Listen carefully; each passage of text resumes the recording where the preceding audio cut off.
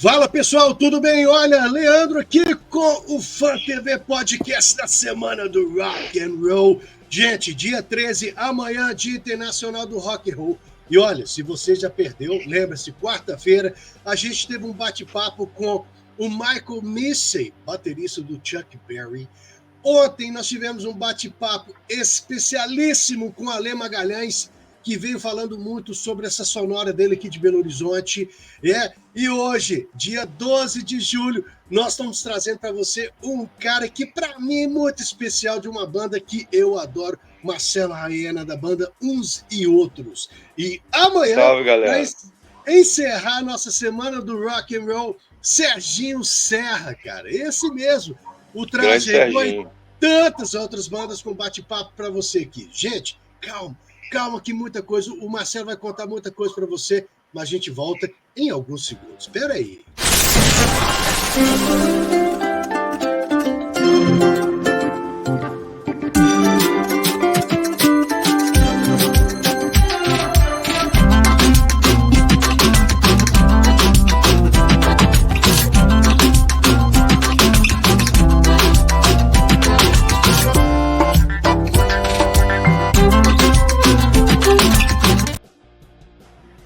Fala pessoal, estamos de volta aqui hoje com participação especial do Valcar da rádio Rockmaster. Gente, entra aqui, segue os caras, porque olha, tem hora que o pessoal fala assim, eu não escuto música boa.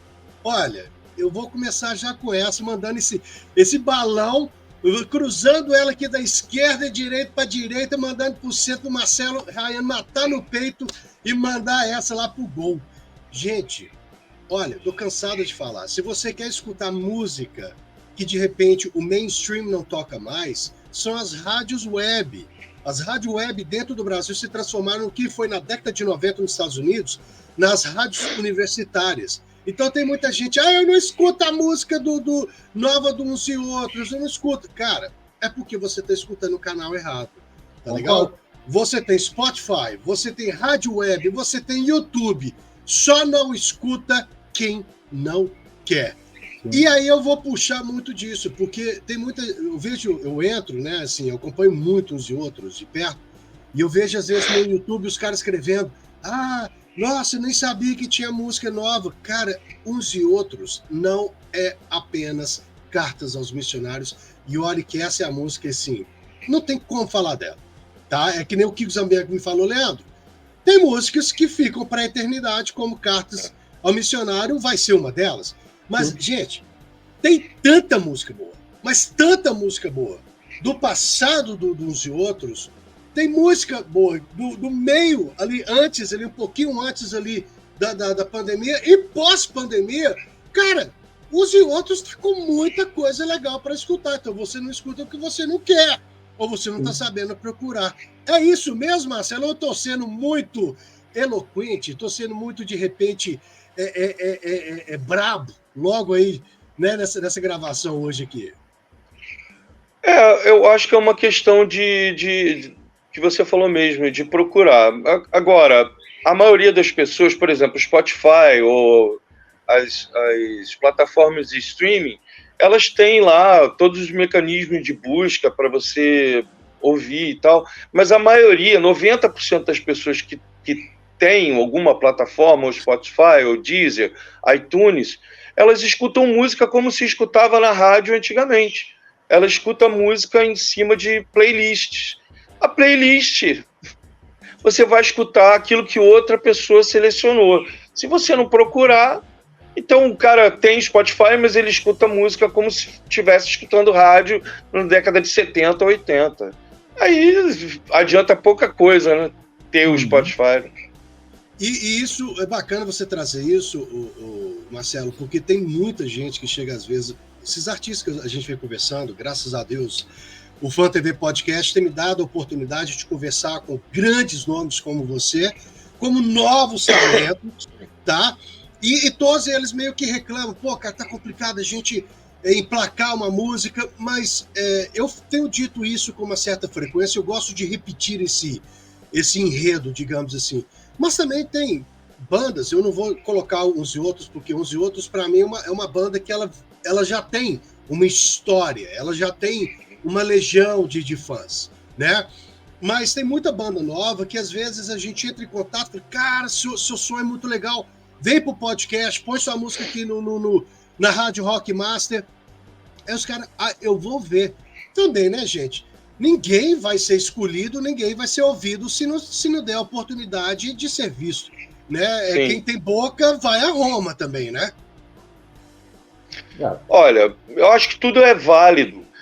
Estourar uma música hoje em dia eu acho muito difícil. Você vê que dificilmente alguém consegue ultrapassar esse limite, né? Como era há um tempo atrás. Eu acho que esse tempo passou, a não ser que você tenha grana para pagar uma fazenda de robôs. Aí fica fácil, aí fica bem mais fácil. Mas no modo normal, né?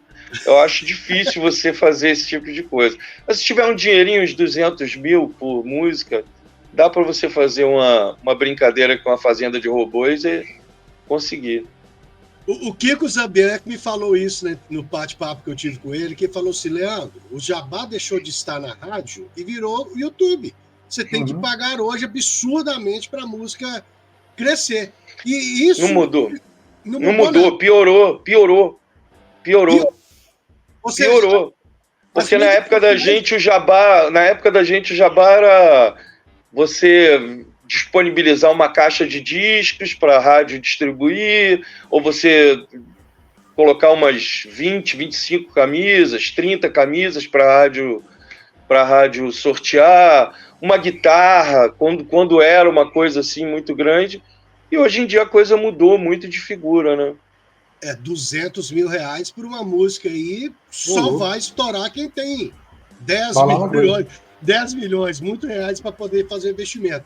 Mas olha só para você ver, mesmo que de repente não estoura, tem bandas que eu sempre falo que gostam esse tempo, que furam a bolha. E uns e outros é uma banda, vou voltar um pouquinho lá para o passado para eu tentar explicar isso aqui. Eu me lembro que a primeira música que eu escutei, Carta aos Missionários, olha só para você ver, vou entregar a minha idade, não tem problema, vou fazer 55 esse ano, né? Tô bem, melhor que muita gente andando no estrada de chão aí, mas o seguinte, no interior tinha aquelas horas dançantes, né? Olha que termo, cara, aqueles bailes. E tocava de tudo, cara. Tocava pop, tocava, como na minha época, 80, era o pop rock Brasil. Eu não esqueço essa primeira vez, eu lá no interior, em Sete Lagoas, eu escutei os primeiros acordes. Eu parei, falei, caracas, velho, que rockão da pesada, legal. Isso pra gente era rock pesado, né? E Carta aos Missionários chegou como uma música de atitude que até então as pessoas não conheciam, aí o pessoal foi escutar quem eram uns e outros. Só que eu amo Carta aos Missionários, já cantei ela pra caramba na minha banda lá nos tempos lá de passado, mas tinham duas músicas que sempre me marcaram muito mais. Anjo Negro, que para mim é uma música, ela tem sei lá, cara, ela é diferente, e uma música que eu sempre cantei para minha filha, e depois eu fui descobrir que você havia escrito essa música para o seu filho, que é Canção em Volta do Fogo. Ou seja, você tem balada, você tem um rock mais lisérgico, que é o que eu considero ali o Anjo Negro. Você tem uma pegada que é uma música que algumas pessoas não entenderam e criticaram muito uns e outros no passado, que é Notícias do Leste, né? Aí você tem Dias Vermelhos, aí quem é aquela questão toda, você tem uns e outros, tem tantas músicas. E a pessoa fala, uns e outros é só Cartas aos Missionários. Gente, a gente tem que abrir a mente e escutar o disco inteiro, né? Sim. Mas tem fãs e fãs, né? Tem aquele fã que te conhece ou te conheceu da televisão, ou da rádio, e te acompanha só aquelas músicas que tocaram no rádio, Cartas Missionárias, Dias Vermelhos, Notícias do Leste, Canção em Volta do Fogo, e tem outros que vão mais a fundo no trabalho. Então é normal isso, é bem normal. Agora, por exemplo, Notícias do Leste, quando eu fiz, eu lembro que quando a gente fez Carta aos Missionários, as pessoas se ligaram muito e tal, e diziam que a gente era uma banda de esquerda. Eu lembro. E aí no terceiro disco a gente veio com Notícias do Leste e todo mundo ficou sem entender. Só que é muito fácil, são duas músicas que parecem antagônicas, mas não são. Elas falam sobre regimes autoritários, tanto de direita quanto de esquerda. Para mim, ditadura, regime autoritário, não interessa se é de direita ou de esquerda. Para mim, tanto faz. Regime autoritário, exatamente. Regime autoritário, falta de liberdade e tal. E as pessoas, principalmente agora, nesses últimos tempos, elas resolveram dividir o país, né, entre esquerda e direita, e a gente, enquanto isso, não anda para frente. Cara, e é bonito te escutar falando isso aqui, porque eu me lembro que até a mídia meio que bateu um pouco pesado. Eu sou um cara que, assim, eu sempre penso o seguinte, às vezes a mídia faz um papel que não deveria fazer. E muitas das vezes a pessoa não se dá nem ao luxo de escutar a música dos outros, ler a letra e, se tiver dúvida, entrar em contato com a banda e falar, cara, era isso mesmo que eu entendi? Porque, assim, rock é atitude, rock é subversivo. O rock, ele grita liberdade o tempo todo. E uns e outros sempre falou de liberdade de todas as formas. E isso é massa, cara. E, infelizmente, quando a gente rotula que é esquerda ou direita, e você foi com a faca e já matou tudo. Regime autoritário, cara, não tem lado, cara. A gente sempre assumiu um papel. Eu costumo falar isso para os fãs. Cara, você é esquerda ou você é de direita? Eu falei assim, eu sou basicamente e primordialmente um anarquista. Eu sou o atirador no alto do campanário. Quem merecer tiro, vai tomar. Entendeu? Eu não tenho bandeira, eu não tenho preferência ideológica, não tenho nada. Eu quero aquilo que me incomoda eu coloco nas letras, aquilo que me encanta também eu coloco nas letras. Então, eu não tenho, graças a Deus, não tenho rabo preso com lado nenhum, e eu me sinto livre para falar o que eu tiver que falar e aquilo que... Pensamento independente, as pessoas não estão acostumadas com isso. Legal. Pois é, e eu quero fazer um link, eu vou para o futuro aqui agora, mas eu quero voltar depois um pouquinho lá para o passado para falar de uns 2 álbuns em específico ali, tá legal? É interessante você trazer esse assunto, porque, por exemplo, logo depois da eleição, eu vi algumas pessoas criticando uns e outros de uma forma... Desculpa você que está nos assistindo aqui agora, pode me cancelar, aliás. Isso acontece, tá?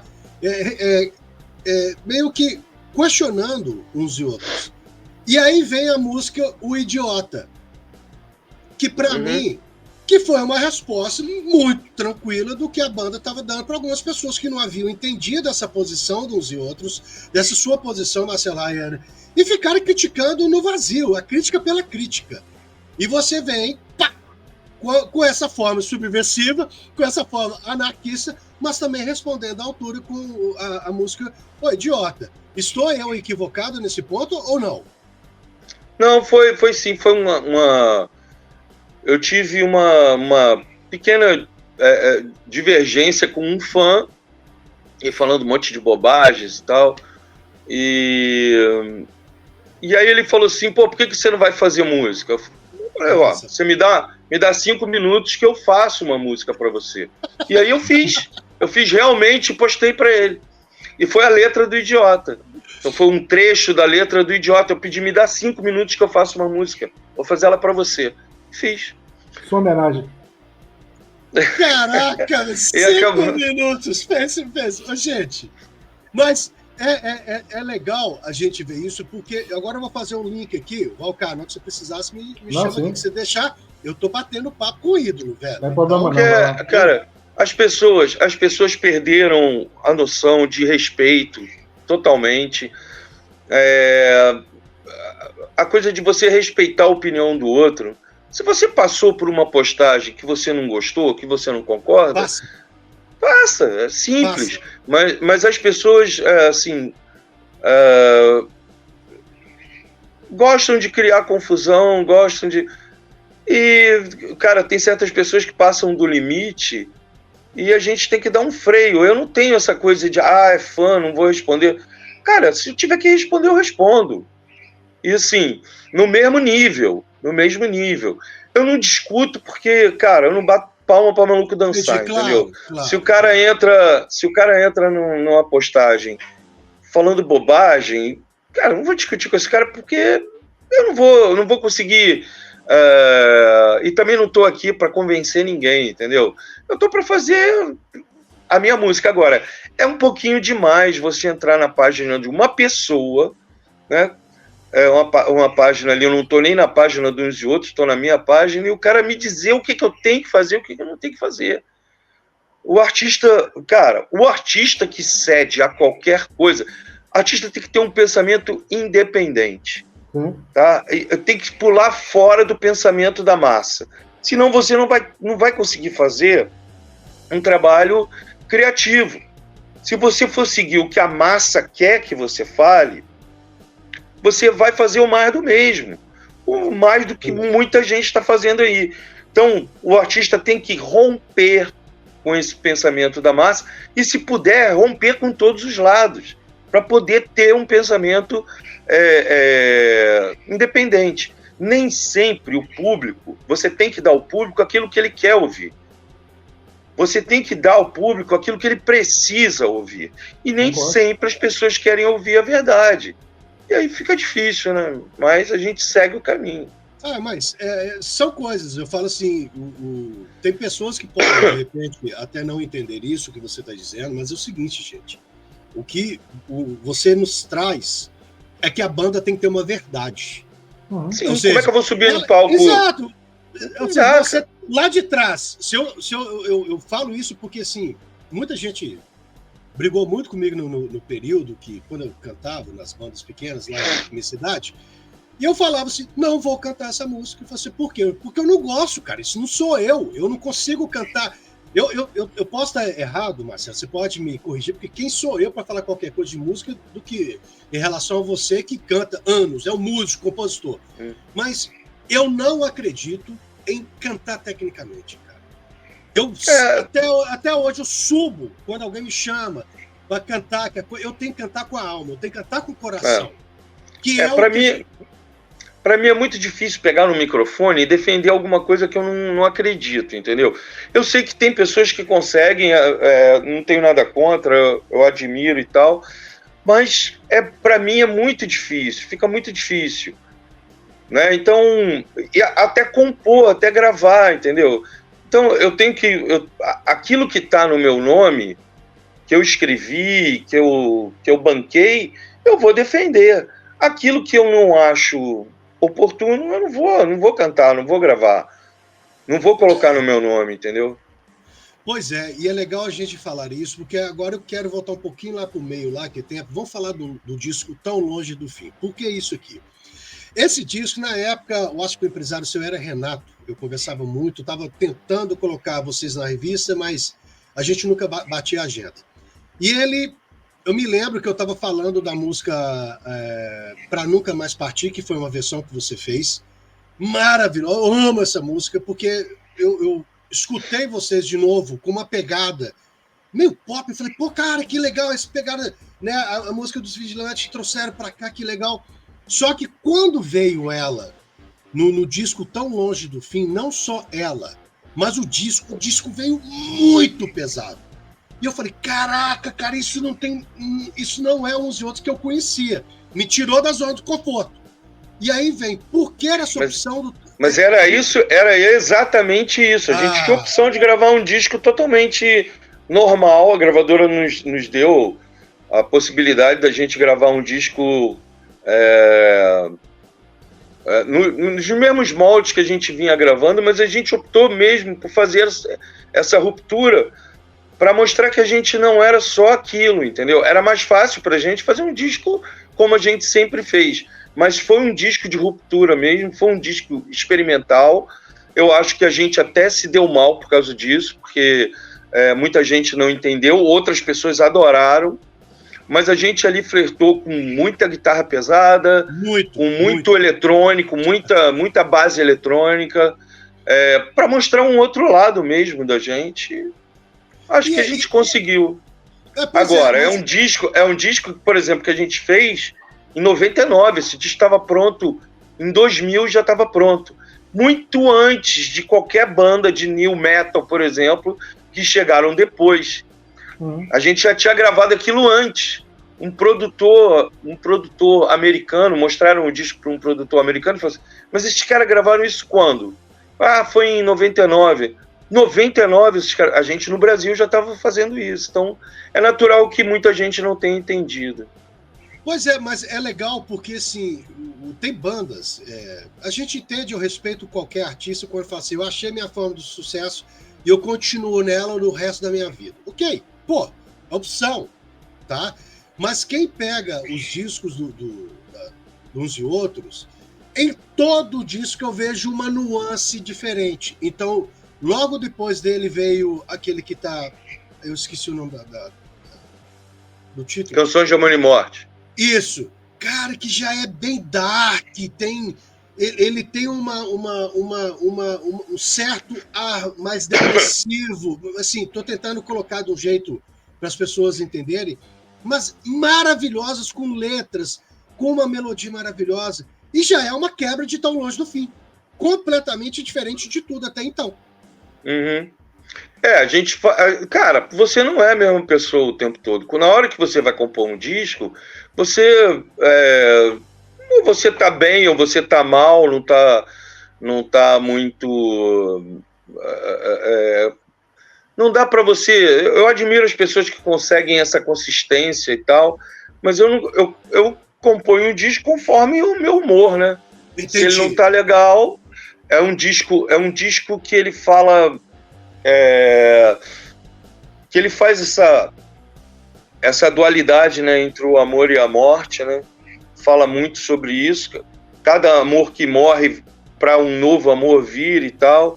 E eu estava passando por uma separação, então por isso o disco vem todo com esse peso, né? Esse peso poético, né? Então, ali é um disco, por exemplo, cada disco da gente ali tem um pouco da gente. Se as pessoas forem mergulhar ali, em cada disco da gente, elas vão estar mergulhando na vida, principalmente nas letras, na minha vida. Pois então, quando o artista faz isso, ele sangra em público, né? Eu sou um desses. Ou seja, esse disco talvez seja o disco mais... Marcelo Raena, mais contaminado pelo seu próprio eu ali, então. Tem muito do próprio Marcelo ali dentro. Ali. Tem muito, e para esse disco, eu e Nilo, a gente fez questão de montar um estúdio. Então, nós montamos um estúdio, nós compramos o equipamento, nós pré-produzimos e produzimos. Então, foi um período muito difícil para mim. Ao mesmo tempo eu imergi daquela coisa toda e conseguimos fazer o disco. É um disco muito, para mim, as pessoas falam muito de Tão Longe do Fim, né? Por quê? Por causa do peso das guitarras, das bases eletrônicas, mas acho que o disco mais pesado em termos emocionais é o Canções de Amor e Morte. Sim, para mim é o mais dark. Para mim, o disco Canções de Amor e Morte me remete muito, claro, guardadas as devidas proporções, do que o blues do Missouri, do Mississippi aí eu sempre vi um pouquinho daquela tristeza nas costas dela, mas ao mesmo tempo toda uma poesia. Sim, sempre trabalhando com isso. E é engraçado esse disco porque eu estava passando por esse período difícil de separação e eu entrei numa livraria para comprar uns livros e me deparei com uma foto do Man Ray, que é a mulher violino, né? E aí eu fiquei com aquilo na cabeça, eu falei, poxa, seria uma capa linda, né? Fazer uma capa dessa seria lindo e tal. E aí mostrei pro Nilo, e dali a gente começou a fazer as músicas em cima daquela musa, né? Daquela Caraca, seria a música, né? Que seria a música. Por quê? Porque, assim, o grande amor da vida da gente ex-mulheres, mulheres novos amores e tal, mas a música é a amante desde o começo, entendeu? É aquela mulher que é tão maravilhosa, é tão deslumbrante que você não consegue se livrar dela, mas ela cobra um preço, né? É uma amante que cobra um preço na tua vida. Isso é bacana você trazer, e quem vê hoje vocês, eu venho acompanhando também, vocês estão com shows direto e reto, inclusive tem o dia que vocês estão com alguma programação para vir para Minas, BH, pelo amor de Deus, gente, eu não tenho que ir para o Rio de Janeiro, não, ajuda a gente. Saudade de BH, saudade de BH, saudade de Minas. Quando tiver, dá um oi, me vai que você pode assistir. Claro. Eu tenho que estar lá primeiro, assistir você. Agora, falando dos shows seus. Quando, passado um tempo, vocês aparecerem um pouco mais no YouTube, aquela questão toda, uma coisa me chamou muita atenção. O seu show, além dos grandes sucessos, vocês fazem crossovers, ou seja, no meio da música você começa lá, você taca um YouTube, taca um Depeche Mode, aquela questão toda, e volta. Quando que começou a fazer isso? Eu falei assim, caraca, velho, ele faz o que toda banda normalmente faz quando tá brincando no estúdio. Você tá lá naquela, esse acorde lembra tal música e tal, e pá, encaixa. Mas é exatamente isso, a gente sempre brincou com isso. No estúdio. E aí eu mandava, segura a base aqui, vou cantar outra coisa. Às vezes no show eu mando essa assim, os caras ficam me olhando, falam, pô, de onde tu tirou isso? Então, são essas brincadeiras. Agora, na verdade, o que a gente quer dizer com isso é que a gente não surgiu como mágica, a gente surgiu porque tiveram outras bandas que vieram antes da gente, né? Então, a gente presta homenagem a algumas bandas que fizeram a cabeça da gente, né? Que a gente escutou muito, como U2, The Clash, tem Smiths ali, tem The Cure, tem várias outras coisas, né? Paralamas de Sucesso, que a gente adora. Também tem aquela aquela que vocês fazem uma releitura também ai, meu Deus do céu, da avó. Oh, meu Deus do céu. Do Raul Seixas. Isso. Como a vovó já dizia. E como a vovó já dizia. Essa música é engraçada, é uma história engraçada, eu resolvi botar ela no repertório, porque eu fui expulso de uma festa por causa dessa música. Para com isso, sério? Eu fui... Porque eu era garoto, tinha ganho esse disco do meu pai me deu um compacto com como a vovó já dizia. Eu fiquei tão louco com a música que eu fiquei ali a vitrola era minha, né? Eu fiquei colocando a música a festa inteira. Aí nego me expulsou da festa com vitrola e tudo. Já tá de saco cheio disso. Ai, gente. E assim, você trouxe ela agora, né? Ela tá no show de vocês aqui agora. Sim, né? sim. Ela faz parte do playlist. Não. Às vezes a gente toca, às vezes não toca. Às vezes toca uma outra do Raul. Às vezes toca... Depende muito do astral, como é que rola na hora. Tá. Então, quer dizer, vocês têm, claro, um set list ali meio base, e ali depois você vai vendo como que tá ali o público, a reação, e vai... Quer dizer, cada show... Olha só que você vê, Valcar. Cada show de uns e outros é único. Então você tem que ir em todos. Sim. Marcelo, tomara. Me diz uma coisa aqui. Voltando lá mais para trás, né, na época de divulgação de vocês, qual que foi a importância para vocês da MTV divulgar aqui no Brasil a questão de música? Porque tem gente que critica, fala que a MTV ela complicou a vida de algumas bandas, porque ela começou a dificultar apresentações e programas, essas coisas. Para vocês tiveram algum problema com a MTV? Cara, a MTV simplesmente ignorou a gente. Ignorou. Completamente, ignorou. Caraca. Ignorou. Como ignorou também várias outras bandas. Sim. Eu tenho uma teoria assim, que até as pessoas podem até me criticar e tal, mas eu acho que a MTV ela foi benéfica para alguns artistas, mas foi péssimo pro rock nacional. Foi péssimo. Péssimo. Porque a gente entendeu as coisas erradas.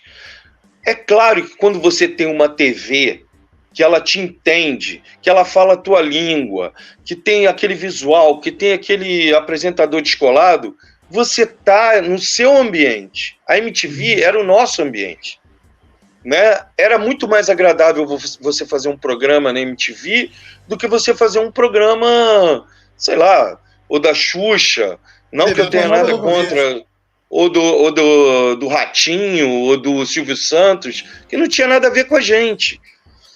Mas a gente obrigatoriamente tinha que fazer esses programas porque eram programas importantes para a divulgação do disco. Uhum. O problema da MTV é que a MTV dava traço na audiência. Traço. Caracas, velho. E aí o que acontece? As bandas todas, opa, tô me sentindo em casa. Tem um veículo aqui que fala a minha língua, passa meu clipe, nada mais natural, né, que eu ir para esse veículo e tal. E muitas bandas passaram a se negar a fazer os programas mais populares, como Faustão, como a Xuxa, como... Só que esses programas, cada programa que você fazia desse, você ia para o Brasil inteiro. Uhum. E a MTV não. Entendeu? Então, acho que na virada também dos 2000, as bandas começaram muito com essa onda de não quero tocar em show do interior, eu quero tocar na capital, eu quero tocar para pouca gente, não quero... Ora, bolas, a gente passou os anos 80 inteiro cavando, né, ali, abrindo uma estrada para quê? Para que a gente tocasse para ginásios, estádios. Lembra, né? Isso. Né? Nós somos uma banda forjada na arena.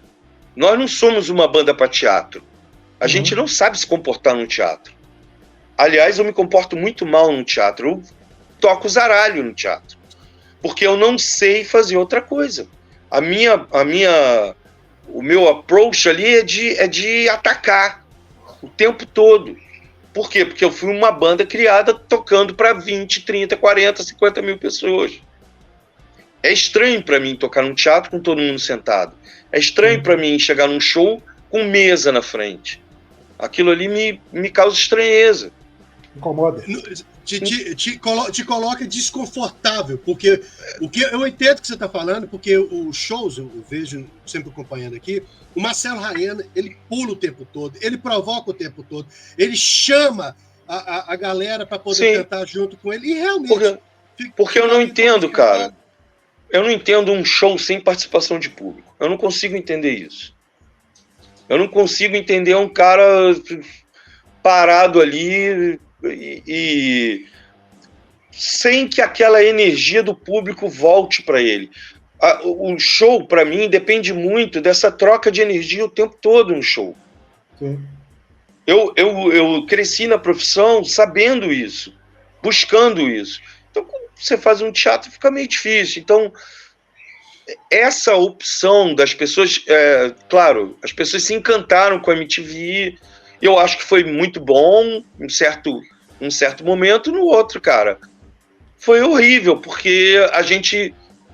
É aquela coisa, você sai da cadeira, alguém senta no lugar. Então, quando você abre mão de tocar no interior, nos grandes festivais, né, ou na festa da cidade, ou no rodeio e tal, como se fazia antigamente, cara, outras pessoas foram tocar, como sertanejo, como os grupos de pagode, entraram no lugar e fizeram. Eu acho que a MTV tem esses dois lados aí. Foi bom por um lado, para muitas bandas que estavam começando foi muito legal, e por outro lado foi terrível, porque a gente deixou de ocupar um lugar que a gente a duras penas conquistou. Uhum. Olha, inclusive, gente, falando o seguinte, você que está assistindo a gente ao vivo até agora, quer contratar uns e outros, que é um showzaço, música da melhor qualidade, e o Marcelo Rayan está falando o seguinte, vai que a gente faz um show especialista único para você, tá aqui na descrição, entra aqui no Instagram dos meninos aqui, entre em contato com o produtor dele, Christopher. Não, Cris Honorato. Cris Honorato, isso aí, entra em contato e fala assim, eu quero uns e outros aqui na minha cidade, no meu show, na minha festa.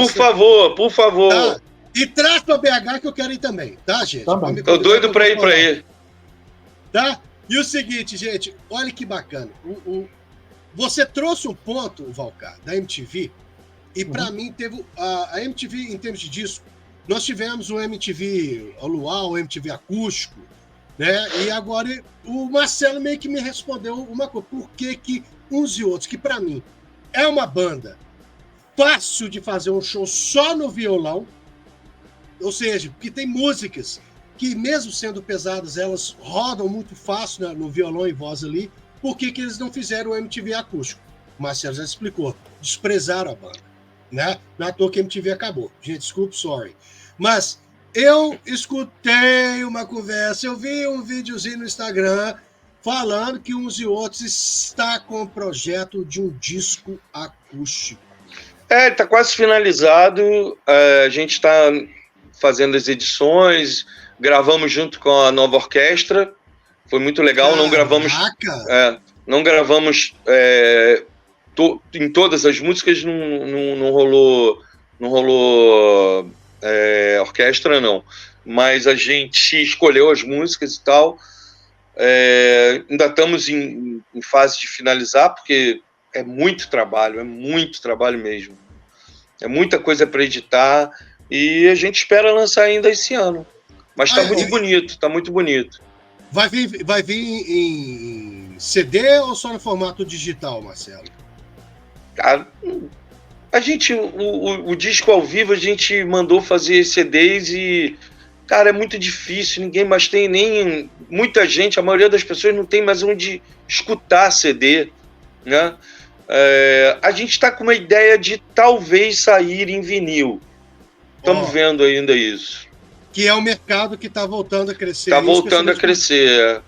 Bem pro saudosista, né? Tipo, as pessoas que gostam de pegar o material, ver o encarte. Isso. Né? O disco está muito bonito, está muito caprichado, porque a gente vem gravando ele nos intervalos, né, dos trabalhos que a gente vem fazendo, e na minha opinião, cara, os fãs vão curtir muito. Legal. E me fala uma coisa que é uma curiosidade. For the Babies, de onde que veio essa aí, que é uns e outros para bebês? Ou seja, graças a Deus, já colocar os bebês escutando rock and roll desde cedo.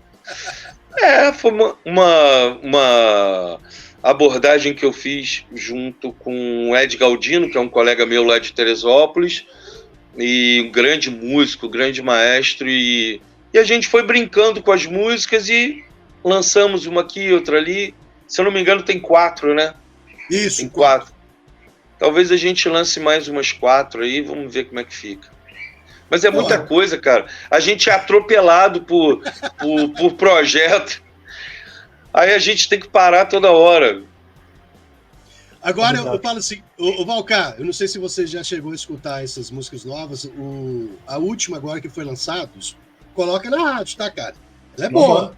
Mas, que é o Marcelo, a banda falando dessa ambição, de uma forma, assim, até capa, o cara tem 6 braços, eu tô precisando dos 6 para poder trabalhar tanta coisa também aqui, tá? Mas me fala um pouquinho dessa música, porque ela tem uma pegada musical muito que me lembra aquele uns e outros mais clássico, mas que letra é aquela? Mostra muito disso, das pessoas não querem mais, e foi isso, né? De onde que surge essa ideia dessa música agora?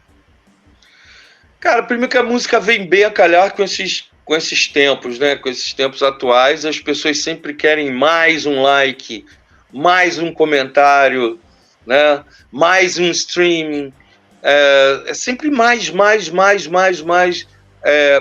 Na verdade, a gente foi convidado para fazer parte de uma homenagem ao Kiko Zambianchi. Que legal, cara. Isso há uns 2 anos atrás.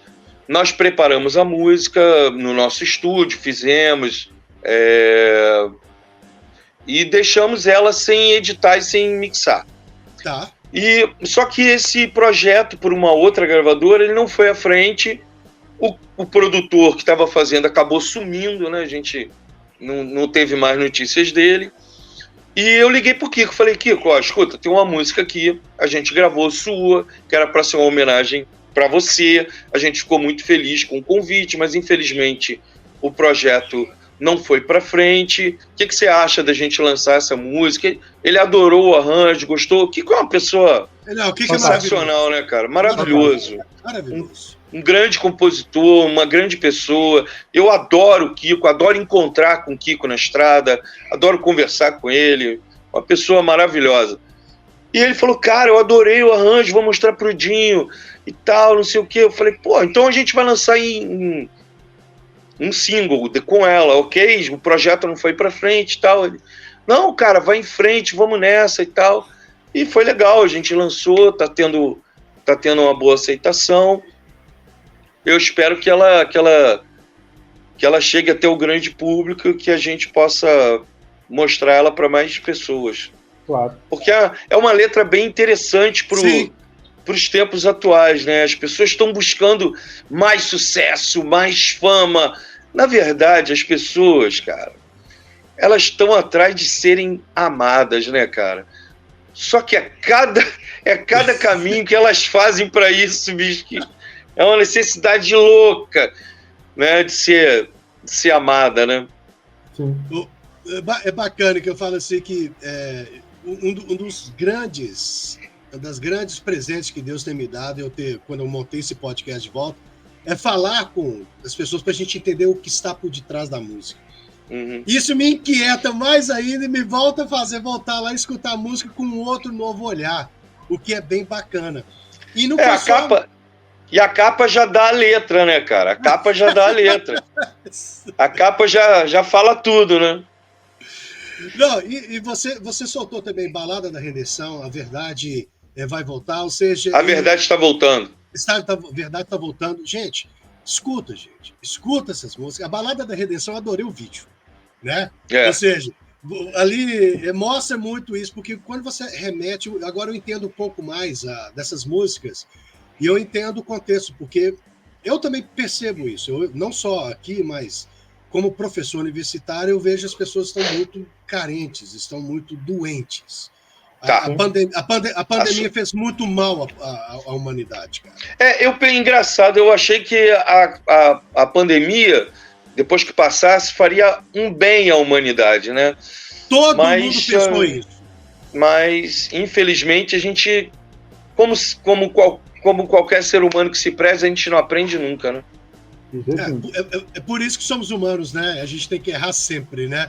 Mas, gente, ó, vamos chegando aqui ao final do nosso podcast aqui. Valcar, te agradecer, cara.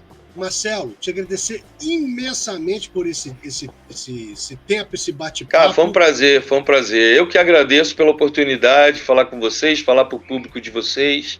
E tamo aí, tem coisa nova chegando. Ó, e o seguinte, exatamente, você que chegou conosco até aqui nesse final, não se esqueça, inscreva-se, deixa o seu like, mas não, gente, só deixa o seu like se você quiser, tá legal? Uhum. Aqui nós estamos preocupados em ser apenas os melhores, quantidade não chega a lugar nenhum, mas Exatamente. O mais importante é o seguinte, gente, olha, vai lá no Instagram dos outros, acompanha, o Marcelo já tá falando aqui, vai vir muita coisa, e vindo dos outros, não fique ali esperando que vai vir a mesmice. O Marcelo, uns e outros, é uma banda que incomoda. Tanto que, pra gente finalizar, eu vou chegar, fiquei igualzinho aquele mosquitinho da padaria que roda, vai chegar no final.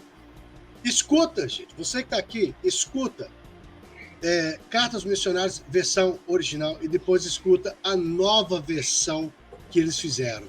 Que peso! Já era a vontade da banda, Marcelo, de dar uma redesenhada, dar uma nova cara, ou trazer a música porque vocês já fazem ao vivo já. Opa! Quando a gente fez a música, né, e gravou, a gente já imediatamente na estrada já era uma outra pegada, muito mais pesada, muito mais. Então a gente deu uma.